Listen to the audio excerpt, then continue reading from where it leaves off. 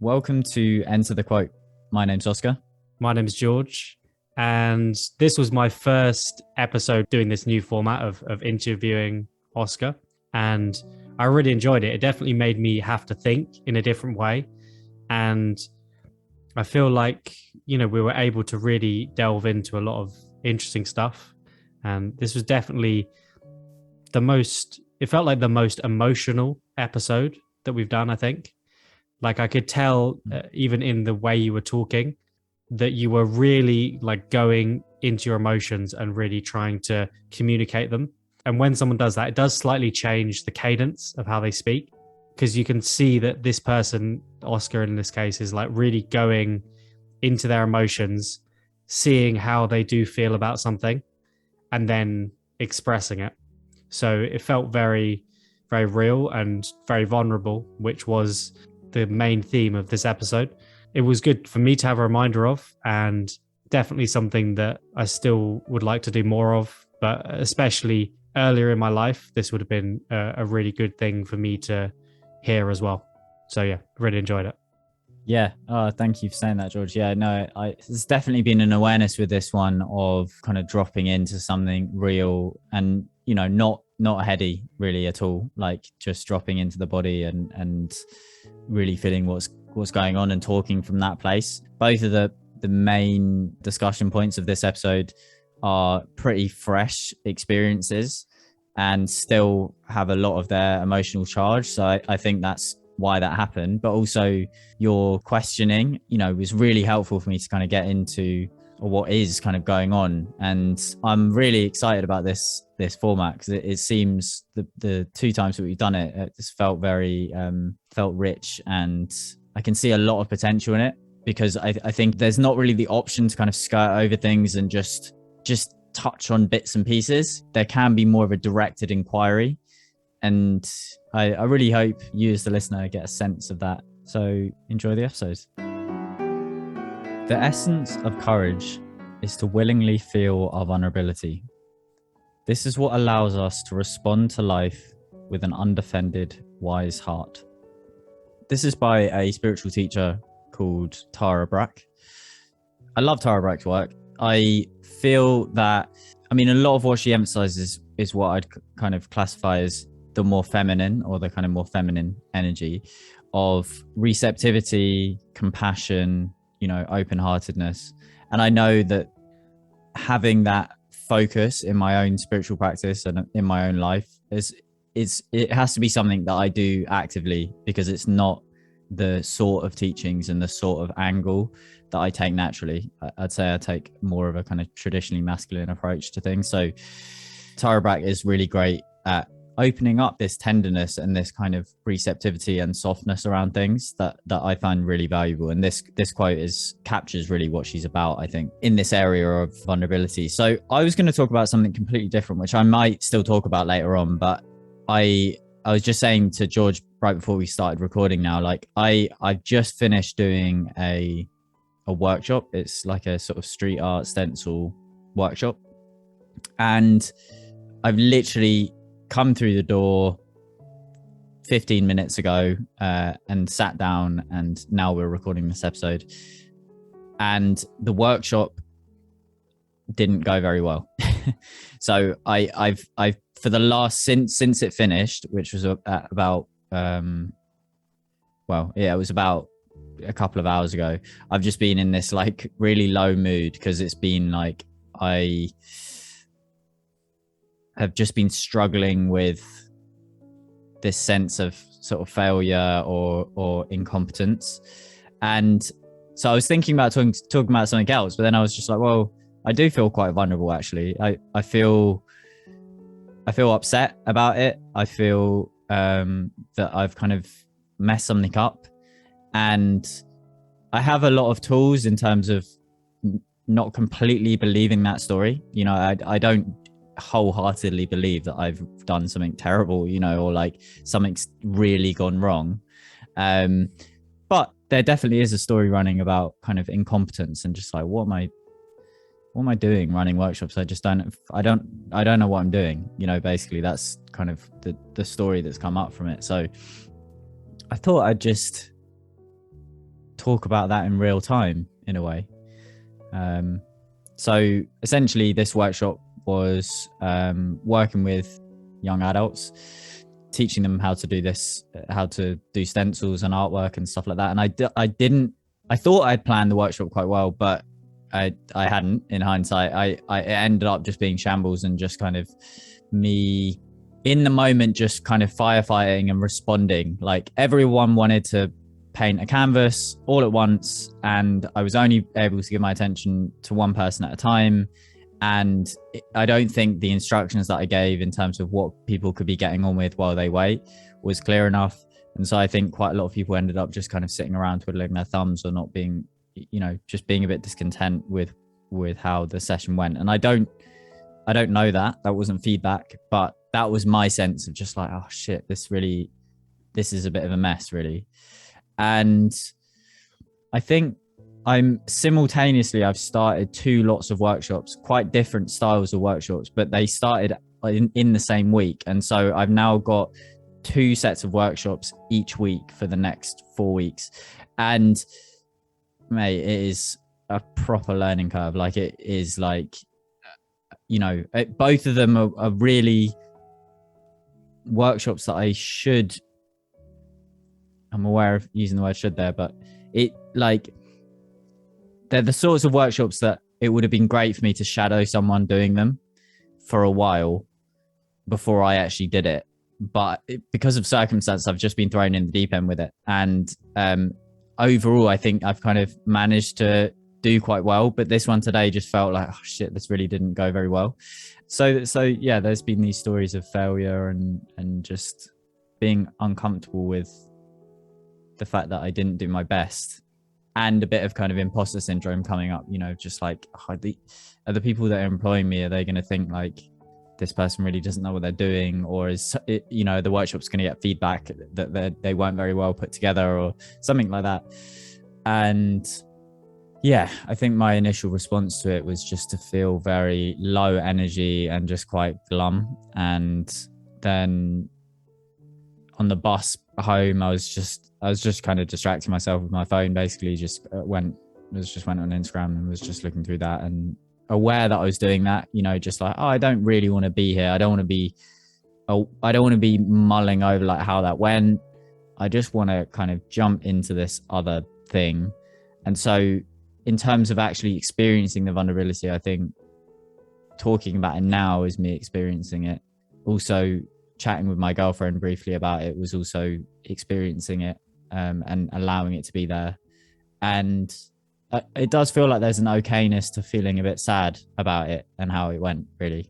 I don't feel fear about it. I just feel quite disappointed. Because I think quite often there can be like this big emphasis on being super positive about everything, that you always need to flip it. But I think it's nice that you're just leaving that space for it without judging it. Like how does it feel having been vulnerable with it versus, that period when you didn't feel able to, when you were just like scrolling through Instagram? It feels softer. I think that's how it feels. It feels like, yeah, I guess sadness is a really interesting emotion, because it's like I do feel sad about it now, but I wouldn't say that it's an unpleasant feeling, like I feel quite vulnerable. And I know that because I think for me anyway, a lot of what happens emotionally happens in my chest, and I can feel like I'm aware of my chest. I'm acknowledging what's happening there. And there does, it's so weird describing emotions, isn't it really? But like, I think when I'm not feeling capable of being vulnerable, then I will feel stuff in my chest and try and wriggle out of that sensation. Like I'll try and focus on something else. I won't be willing to sit with it. Whereas right now, yeah, I feel a bit sad, and it's like, I can kind of feel that in my chest, but then just facing it doesn't feel unpleasant. It feels quite pure in a way. Just like, oh, that's what's here, and it's not forever, like, talking through it changes it, and I'll definitely feel different when I wake up tomorrow. I know next week the format is going to be very different, so I don't have to worry about it repeating. So yeah, it doesn't feel like forever, you know, but like just for now, it's like, oh, okay, yeah, that wasn't quite as I had hoped, and I'm a bit disappointed. But there is an okayness to it. I don't feel like I'm trying to wriggle out of it right now. What do you think about like the value of not doing that? Like so, you know, sometimes it might be like you just don't feel like you can be vulnerable, or you know that was kind of your initial. Obviously, this isn't some insanely intense, life-changing thing, but at that time when you were coming back, you just didn't feel like dealing with it. Didn't really feel like being vulnerable with it. Like, do you think that there's a time and place to do that, or should the goal always be to just be completely vulnerable with these things straight away? Yeah, that's a really interesting question. I think I would have answered very differently a couple of years ago. I think I probably would have said there is always space for vulnerability, and it's always the goal to be in the feeling. But yeah, now I don't think quite in that way. I think that, I guess I feel I kind of acknowledge the nuance a bit more, and essentially like working with conditions, so my experience on the way home on the bus was I got on the bus. It's quite an intense environment. There was like milk on the floor and like I couldn't, like, I got a bit of a kind of weird seat on the bottom floor. I wasn't kind of able to like completely relax. I had like paint on me, like as in like bags of paint that were taking up quite a lot of room. So I felt a bit sort of exposed, I couldn't just sort of hide on the bus in the corner.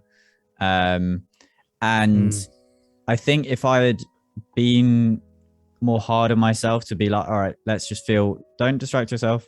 Let's just feel what's going on. I think actually that would have been the less compassionate response. I wouldn't have really been respecting the fact that maybe this isn't, I already don't feel particularly safe in this environment. So then adding the story of just like, oh, you really ought to be able to feel what's going on and that really, I don't think that would have been helpful. I don't think I would have done it, for one. I think I might have tried to sit with my experience a bit and then still ended up distracting myself. But then I would have had the extra story of just like, oh, you can't, like you shouldn't be doing this or But instead it was just like, all right, look, I'm feeling a bit stressed by the environment anyway.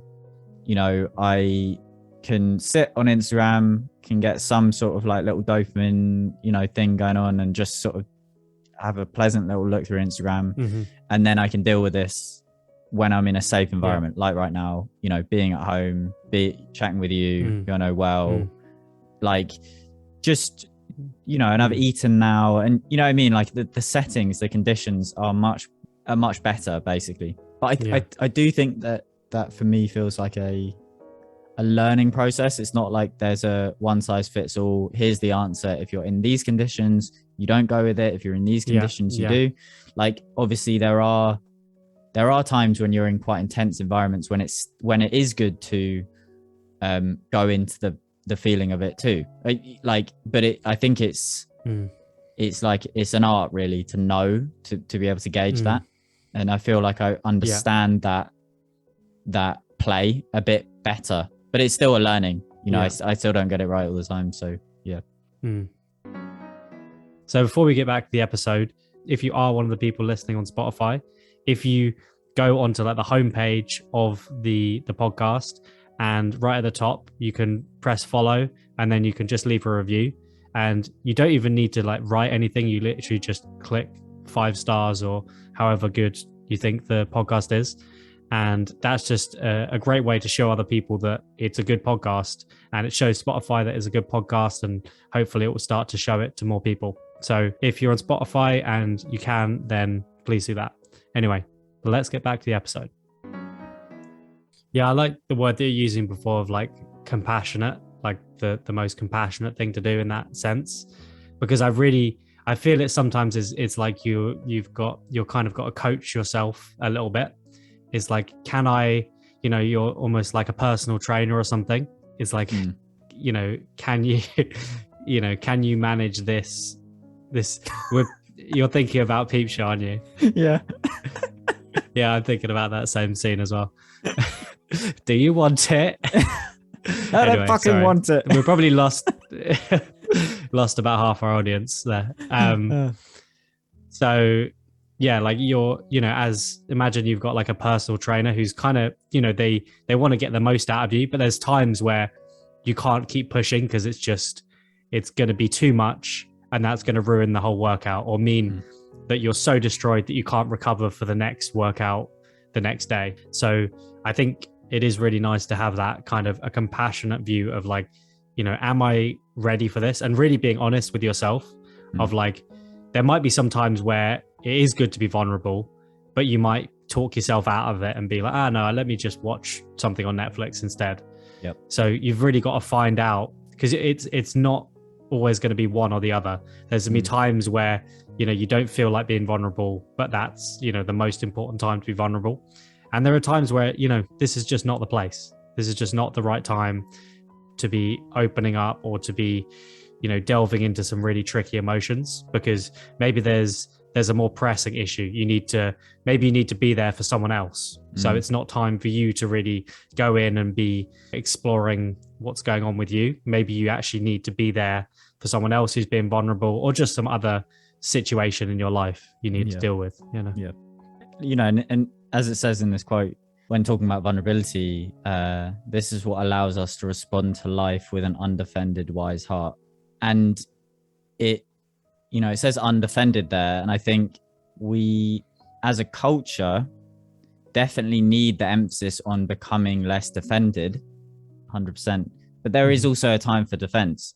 There is a time when you need to protect yourself. You need to and that's emotionally as well. Sometimes it isn't safe, or sometimes it isn't the best course of action to be undefended, and I think the skill is knowing when is and when isn't a good time, because it isn't, it's not about being undefended at all times. I don't know, maybe people would argue otherwise, but I'd say I know that for me in the past, it's been the black and white view of this, of just being like, I just want to be undefended. I just want to feel everything that's happening.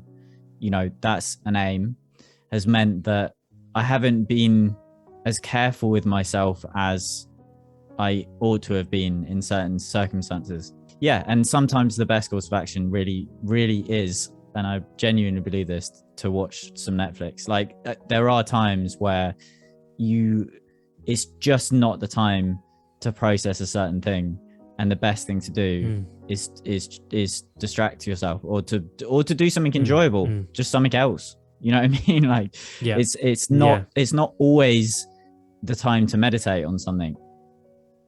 And and then at the same time, as you said, a lot of the time when I'm watching Netflix and a lot of the time when I'm distracting myself is a perfect time for me to be exploring something. I'm at home, I'm in really comfortable conditions, I have the time, I feel safe, like I feel I'm in a safe environment, and it's like, actually this is really perfect. I've had a bit of a shit day, or like something's definitely kind of like rumbling underneath the surface. It would be great to sit with this, actually, and I don't do it. The question to ask always is, what is needed? Like in whatever's going on, it's just like, okay, what's needed? Because what is needed is not always to sit with something. Sometimes what's needed is to do something else. But by asking, what's needed in this moment, you can then be like, all right, like that's a really good gauge.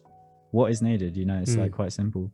Yeah, it's interesting. That was the main thing I thought about this quote, actually, was like the undefended heart, and how there are a lot of times when it does make sense to defend your heart. And often that could be, how you grow up, I think, is going to have a big impact on that. Like, how was it if you're vulnerable with your family, or do you see them being vulnerable? And do people get chastised when they're being too vulnerable? And that can really build it up. But I think like it seems to be a spectrum, like so many things. It's not just always being completely open-hearted. You've got to know the time and place for that. What was the other thing that you were planning on talking about? Yeah. So talking about vulnerability, one of the first things that comes to mind for me in my life is crying. Like the ability to, crying is an outward expression of vulnerability. I think most people would agree that it's a very obvious like symbol of vulnerability. Like, of course, it's not just a symbol, but it's something. There's something about crying which we very much connect with vulnerability, and very often, I mean, in my case, is something very positive. A positive, very healthy expression of vulnerability, of showing that you are upset, that you're sad, that you're in an emotional state that would be like traditionally considered to be weaker, like you might be diminished or in some way, and historically it might not be acceptable, particularly as a man, to show outwardly that you feel in a weaker state, or in a state where you're vulnerable to. It might be a lot safer as a man to show that you are in a defended state, in a state where you're, at least if you're angry or if you're hard or if you're freezing people out, there's a defense there, that you're showing that there's a barrier there and that you can't be fucked with. But crying really doesn't put that across in most cases. And so I think it's often connected with vulnerability. And I know for me, as odd as it sounds, it's being able to cry in front of people, and cry openly just in my own company as well, but primarily in front of people, it's like a goal of mine, and it's like I have an aim that, I want to be the kind of dad that is able to cry in front of my kids, basically. Like that I think that would be a beautiful thing, and it's the sort of form of expression that I'd like to be able to pass on and show that that's good, it's healthy, it's okay. I guess particularly for men to cry, that's okay, that's good. That's the kind of world that I want to live in, is where that's normalized and that's fine. So recently my granddad passed away, and my mum asked if I would read the eulogy on behalf of her, because she didn't feel able to do it. She felt like she would probably get too emotional to be able to do it. And so I agreed, and was honored by that, and also like apprehensive as well. Like it's quite a big deal, and and it's kind of mixed up with this thing of just like, all right, so there's the potential of being emotional in front of people. How will that be? And then there's also the potential that I won't get emotional in front of people, and this is a circumstance in which maybe there's even an expectation that I would. And so if I am able to read this thing out, seemingly, I'm not an actor, so like if I'm not feeling much, then you're going to know that I'm not feeling much, really. I'm not going to like put something on. I'm not going to put on a show, So I was kind of thinking, oh, like this is quite an interesting situation. Like on one side, I do get vulnerable and I do maybe cry, and it's going to be difficult to read something out if I'm doing that. And then on another side, if I don't, then it's like that might look a little bit weird. So anyway, I was kind of thinking, okay, this feels charged a bit. This feels a bit of a difficult thing to do, but I'm definitely going to do it. We go to the funeral. I'm actually reading the eulogy at the pub afterwards, because everyone after the funeral went to the pub. And but at the funeral itself, then my cousin Grace, she read out her eulogy, and it was like, it was very strong, and she obviously struggled to do it, but it was very well written, and I think it affected everyone in the room, really. And I think this kind of added to my apprehension somewhat. It's just like this, it's just like I'm building up to reading something in front of a big crowd. Like obviously I'm nervous anyway, but then there's quite a lot of other stuff going on, and I can feel in myself during the funeral that like I'm, there's quite a lot going on in my body, and I am feeling emotional, and but it's not quite being able to be expressed fully. It's faster than I was expecting that everything happens. And and then it comes time that we go over to the pub, so I'm kind of getting ready to read my speech. And everyone's there and waiting and with their little glasses of whiskey, and I begin to read my mum's words, and yeah, about the third of the way through, I start to really struggle, you know, and I start to kind of well up, and I have to stop, and then I have to kind of keep on stopping during the speech, you know, because it's I'm really unable to do it. And I think in the moment it felt very I was aware of all these people, but it also felt very liberating actually to be there in front of everyone and being able to show that side of myself that I've struggled to show in public. And it also felt like it felt like an honest expression of, you know, my relationship with my granddad, really, because, you know, he's a very, very good man and like someone that I have a lot of respect for and, you know, felt very close to. And so to be able to cry in front of people just felt very it felt like a rich experience, and it felt right. So I finished my speech, and then a lot of something interesting I guess was that, you know, the majority of the people that were approaching me were like like older men, basically, like who knew my granddad and things, and it was a lot of kind of pats on the back and quite sincere, like, you did well and this sort of stuff. And, you know, I was thinking in the moment, you know, it is interesting that the main attention I'm getting from this is from the like older men in the room. And I was kind of thinking, oh, it might be because of the fact that I did cry, and that I don't know, like maybe gave them permission to feel more emotional too, and that feels like a big deal, or that feels significant, or it definitely felt like I was being treated in a particular way as a man who's just cried in front of a room of people.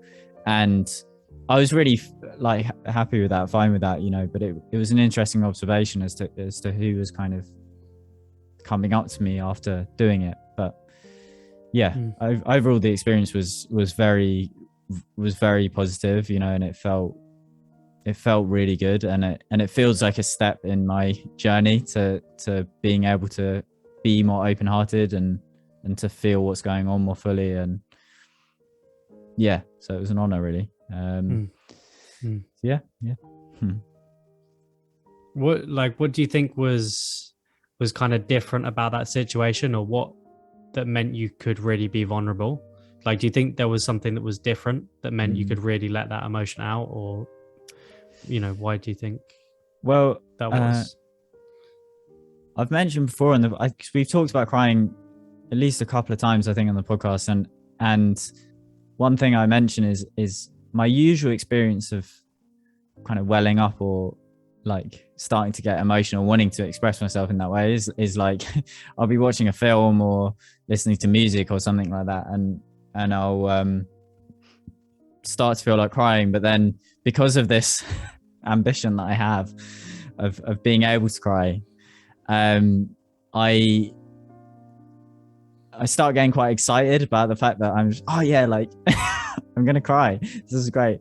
And then that then overrides my it kind of severs my connection with what's going on emotionally.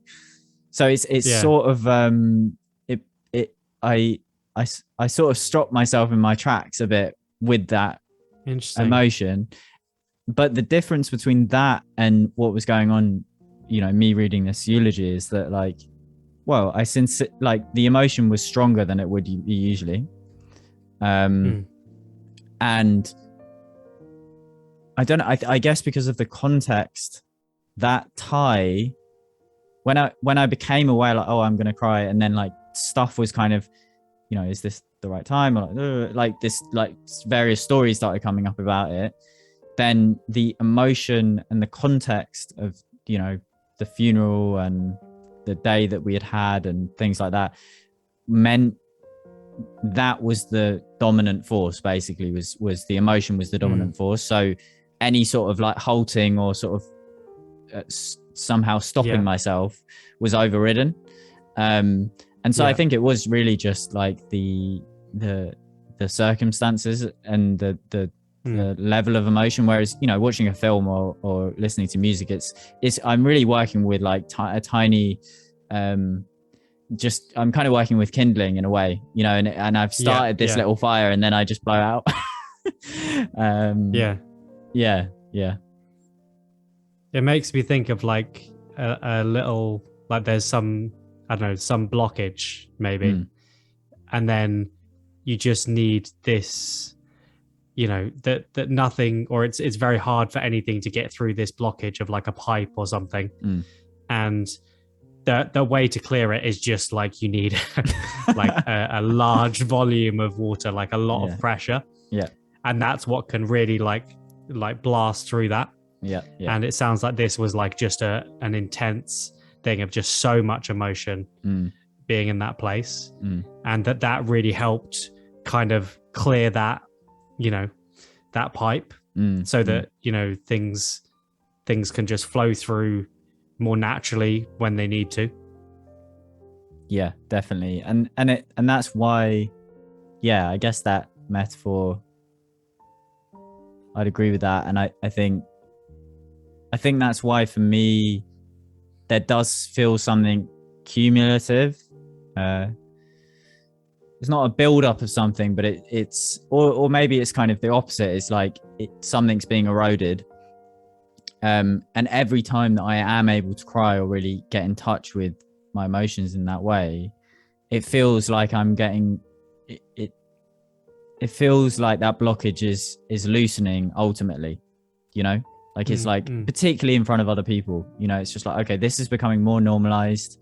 I'm able to feel this and you know, be like this, and you know, and that's why it feels like really important, you know. It's like it doesn't feel like, yeah, I don't know, it's weird talking about it in these terms in a way, but it, you know, it feels like progress. Basically, it feels like, oh, things are ultimately changing. They're changing in a bigger way, and I just need to be in this space more, and I need to be able to be in circumstances where this is okay, and then I will get to that point where it's just part of how I express myself, you know. So do you feel like this has been like there's been a lot of change in this area in this last few weeks? Does it feel like a big change in how you look at it and how you see vulnerability? I mean, I hadn't really thought about it until you asked there, but like I do feel in touch with my emotions in a bit of a deeper way, really, over in the last month, I think. Like I'm just noticing that I feel like there's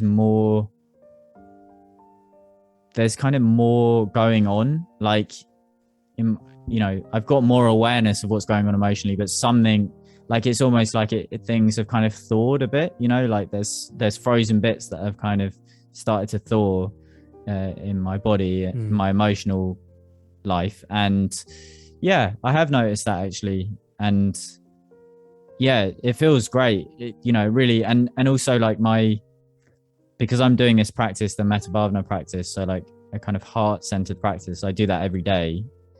I'm also putting myself in conditions every day where I can recognize that more head on, you know, like I'm sort of, I'm keep on looking at it.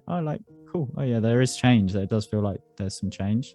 So yeah, I would say that it does feel like there's been some change recently, and yeah, it's good. It's just like, it's very, one thing I wrote down was like, you know, being defended. So like a lot of my life, including now, you know, is like, there's still a long way to go, is like essentially like wearing armor of sorts, like emotional armor, you know, not being willing to feel vulnerable, or not willing to show vulnerability or be open, you know, and that I notice that in more and more subtle ways, how I defend myself. So it's not as obvious as it once was, but you know, wearing armor if we're using that metaphor, is like, you know, it keeps stuff out, definitely. So you know, if I feel frozen off, like things don't hit into me in the same way, for sure. But it also does trap stuff in. Like you can't, like life is fluid, you know, like the natural state of life is fluid and it's moving, it's impermanent. And being defended or wearing armor, it blocks that movement. It makes it's an unnatural state of being, because it's putting this very rigid block on something like your emotions or life itself that is moving, and it puts this block in like a dam and says, no, like things are not moving in the way that they ought to here, because that also means that I can be hurt, you know. And it's like, that's why you know, it feels so uncomfortable, I think, to wear armor, is that, you know, it really just doesn't feel right. You know, it's like this is heavy and it's blocking the usual natural kind of flow of life by wearing this, you know. And it that's it. Well, I think that was a really nice metaphor to move on to next week's quote with. So the quote for next week is from Jack Kornfield, who I think you've chosen at least one, maybe a couple of quotes from him, actually, I think. And it is, "Tend to the part of the garden you can touch." I'm really looking forward to doing this one. So thanks for listening, and we'll see you next week. Peace.